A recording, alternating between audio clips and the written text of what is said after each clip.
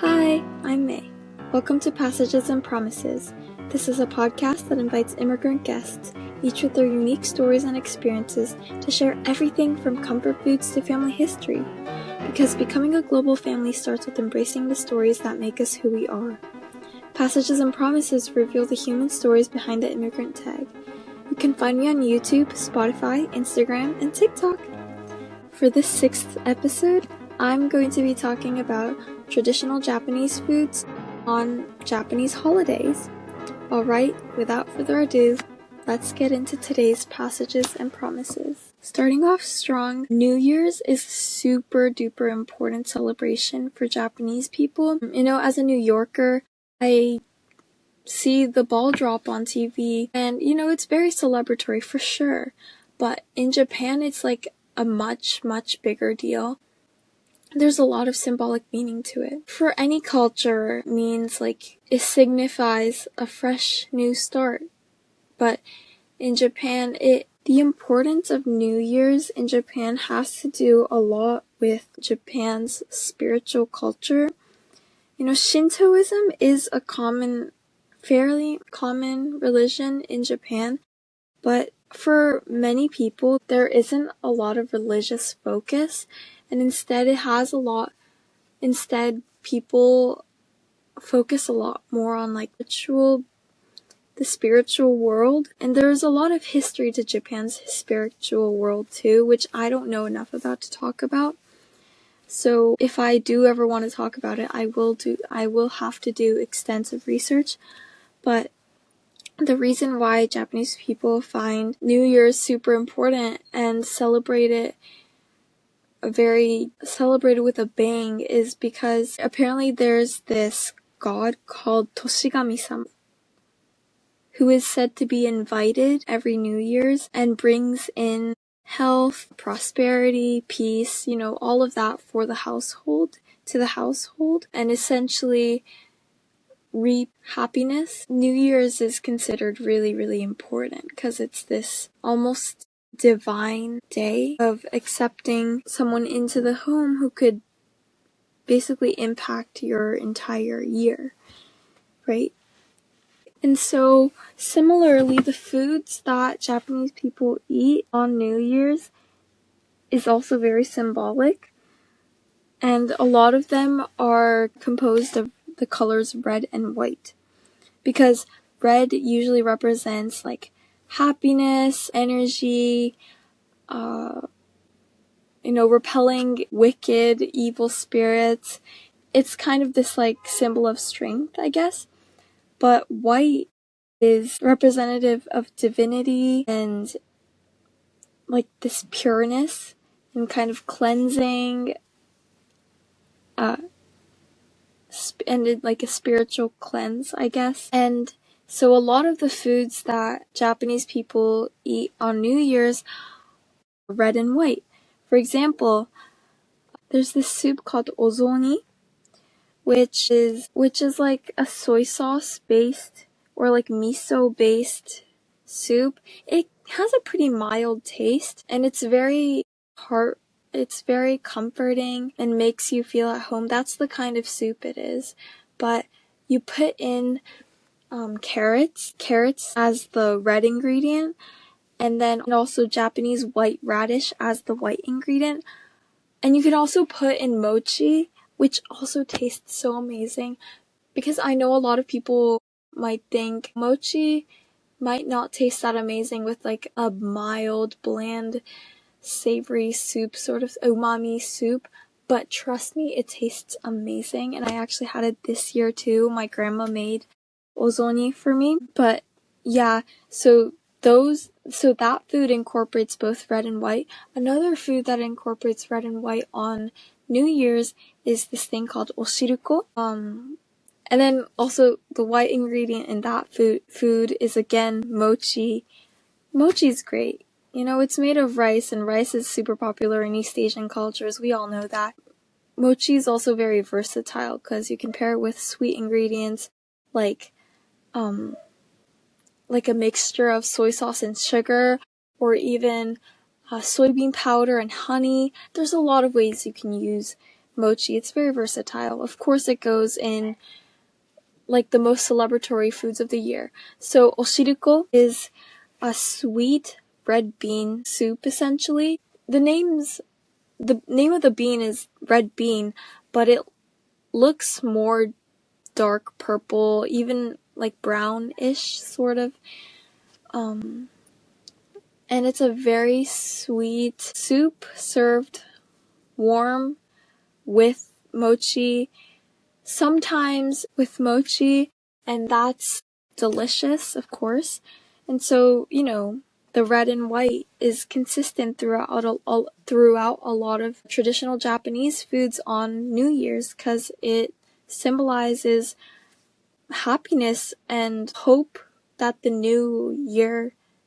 next year is gonna be great. And there are other celebratory foods to eat on New Year's.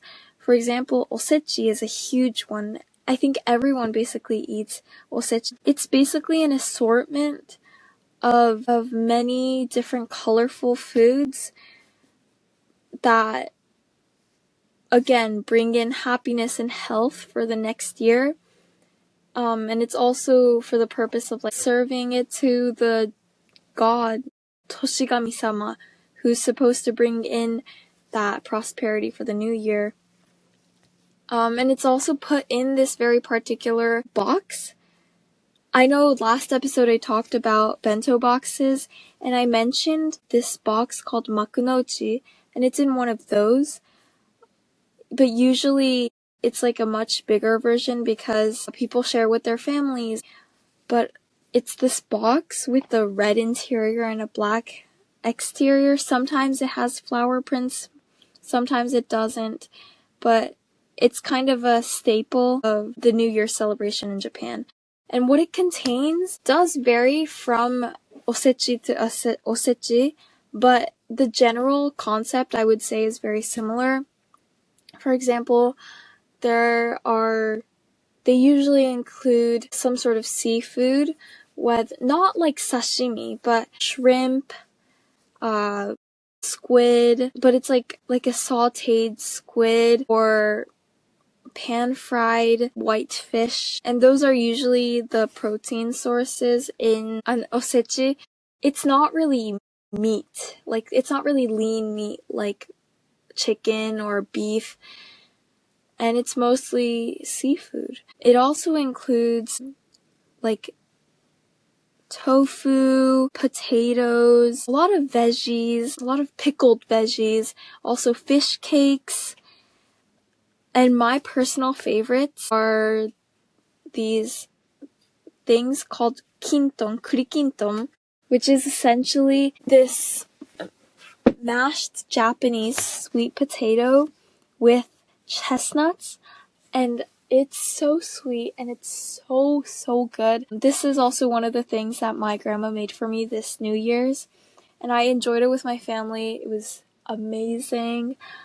And I also love these sweet black beans. I know sweet black beans might sound a little odd, but they're, I think, a different type of black beans than the ones used in America. They're larger and they have a texture that's slightly softer, I would say. Or maybe it just becomes softer because of the way that people cook it to actually make it sweet. I'm not really sure. I'm not the cook behind these New Year's foods. But yeah, so those are my favorites. And it's really a huge assortment of super colorful foods. Some of it is for sure with food coloring, but that doesn't take away from the beauty of it because it represents so much for many Japanese people, and it's usually eaten at a family gathering, so it means a lot, right? Okay, sorry. I took a lot of time to talk about New Year's, but I want to move on and talk about foods from other Japanese holidays. Okay, there's Setsubun, which is in March. It's not at nearly as big of a holiday as New Year's is, but it's an event, or it's a holiday/event where someone dresses up as a devil, but it's not like the Christian devil at all. It's called oni in Japanese. They can be colored red or blue. They're very fictional, to say the least. And most of them have these cartoonish looks. And the masks that people wear to cosplay these devils are very cartoonish. But children basically throw these things called fukumame, they're soybeans. And children throw soybeans at whoever's cosplaying the devil, and they say this thing while throwing the soybeans, which is fukuauchi, oni wa soto fukuauchi, which means the devil belongs outside, happiness belongs inside. Again, it has a very similar message, but it's probably because Japan has a very spiritual culture.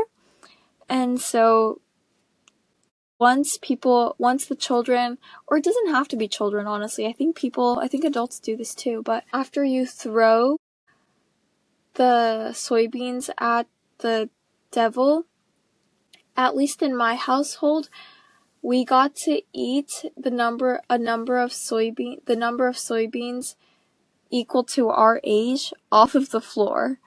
I'm not sure if that's how every house did it. Maybe it's like the normal standard and I'm just unaware.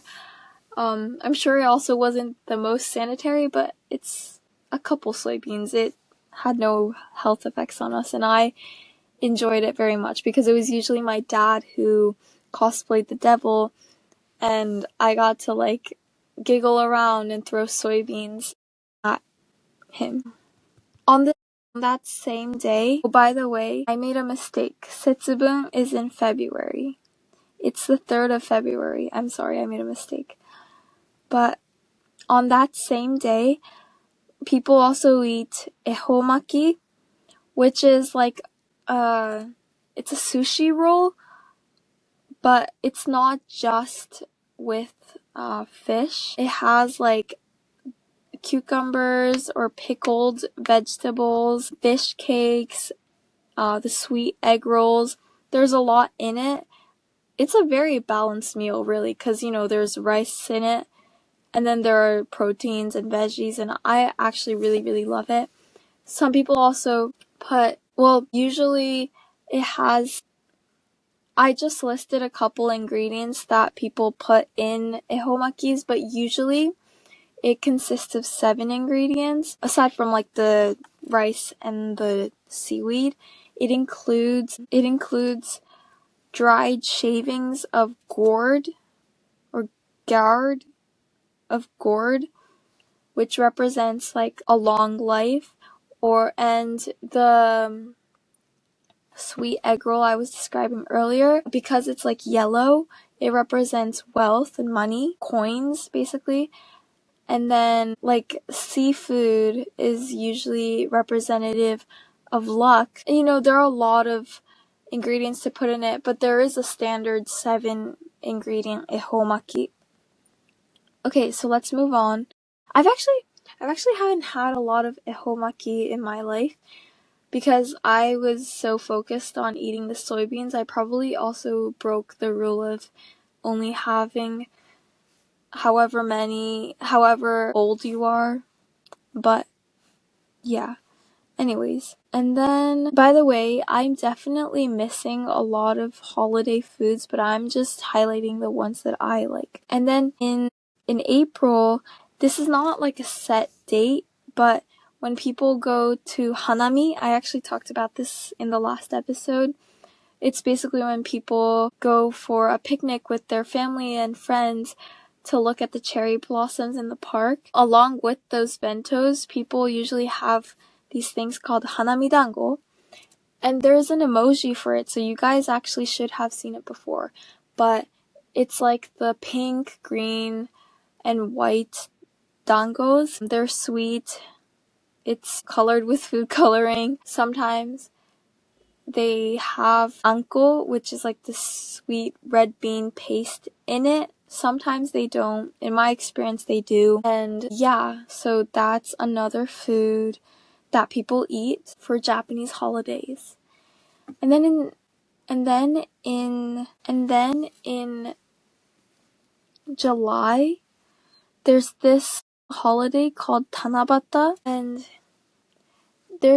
Tanabata commemorates the once-a-year meeting of the lovers Orihime, which is the star of Vega, and Hikoboshi, which is the star of Altair, separated by the Milky Way on July 2nd. And on this day, people have somen, which is essentially like thin white Japanese wheat noodles served cold in a watery umami sauce, or soup, actually, it's better to say. Well, it's neither a soup nor a sauce because it's like something that you dip the somen in. It's called mentsuyu, but it's essentially a soy sauce-based broth mixed with dashi, mirin, sake, and it's used for dipping cold noodles like soba, udon, somen. And so people eat that on Tanabata. And then I'm gonna skip over all the way to Omisoka, which is the last day of the year, December 31st. People eat toshikoshi soba. And the meaning of toshikoshi in toshikoshi soba is to cross the year. So it's literally just soba of crossing the year. Like, that's the name of it. And again, this food has a similar meaning of similarly symbolizes kind of getting rid of all the evil of that past year and a hope that the next year will be good and will bring happiness. And the reason soba is used because they can easily be cut, right? So by cutting these noodles while you're eating, you're cutting off yourself from the past year and kind of moving on to the next year. Yeah, so and this is also just basically put in like a soy sauce based broth with dashi, mirin, similar but not exactly the same. But you can tell that Japanese values are really based on the spiritual culture, the spiritual history, and kind of cutting oneself off from the evils of the world, the evils surrounding you, and moving on, getting a fresh start. And I think that's really special because every culture emphasizes a principle, a moral, a value through food, and one that Japan emphasizes is this peace and prosperity through serving the spiritual gods. Even if it means that you don't believe in like a religion, I think it's just a symbol of hope and symbol of believing that there is something better, the symbol of possibilities to better yourself and your future. Thank you so much for listening to this episode of Passages and Promises.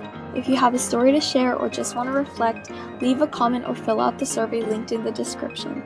I'd love to hear how it resonated with you. And if this episode resonated with you, don't forget to share it with someone who might connect with it too. You can also visit the blog on my website where I write about each episode and share some of my own reflections along the way. We all have our own passages and promises, and I hope this podcast gave you a moment to reflect on yours. See you next time when we'll explore the next person's journey and the promises they carry. Bye!